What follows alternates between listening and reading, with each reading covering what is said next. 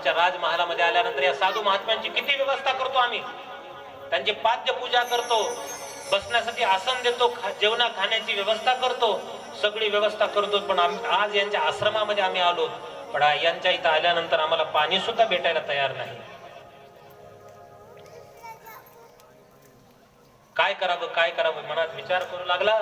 तिथे एक मेलेला साप होता आणि धनुष्यानं तो साप उचललेला आहे आणि त्या शमीक ऋषीच्या गळ्यामध्ये घातलेला आहे. तो साप उचलला आणि ऋषींच्या गळ्यामध्ये घातला. ऋषीला त्याची कल्पना नाही. राजा परीक्षित त्या ठिकाणी निघून जातात. निघून गेल्यानंतर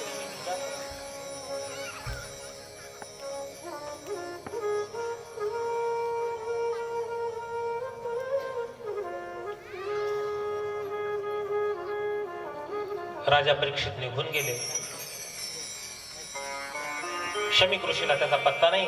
आश्रमातले मुलं आले. आश्रमातल्या मुलांनी बघितलं ऋषींच्या गळ्यामध्ये मेलेला साप. धावत गेले आणि शृंगी ऋषी त्यांचा जो काही मुलगा होता त्या शृंगी ऋषीला जाऊन त्या ठिकाणी सांगायला लागले, महाराज अनर्थ झाला. काय झालं तर म्हटले, तुमच्या वडिलांच्या गळ्यामध्ये कोणीतरी मेलेला साप टाकलेला आहे. मग आता काय करायचं? राग आलेला आहे. कमंडलूतलं पाणी त्या ठिकाणी घेतलेलं आहे. अभिमंत्रित केलं, ज्या कोणी नराधमानं माझ्या वडिलांच्या गळ्यामध्ये मेलेला साप घातलेला असेल, आजच्या 7व्या दिवशी तक्षक नावाचा सर्प येऊन त्या ठिकाणी ऋषींना दंश करेल असं त्या ठिकाणी श्राप दिलेला आहे.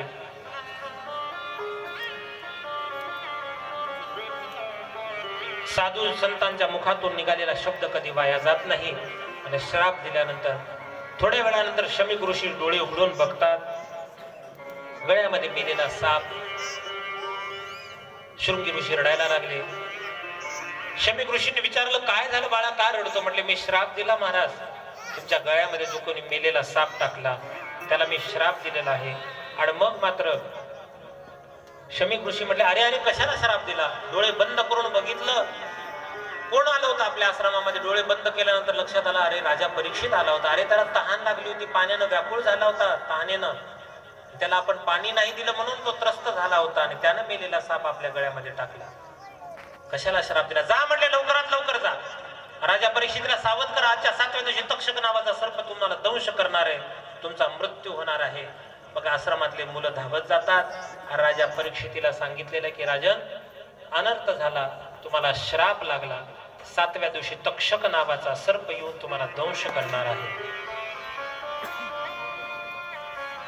राजा परीक्षितीला वाईट वाटलं नाही. राजा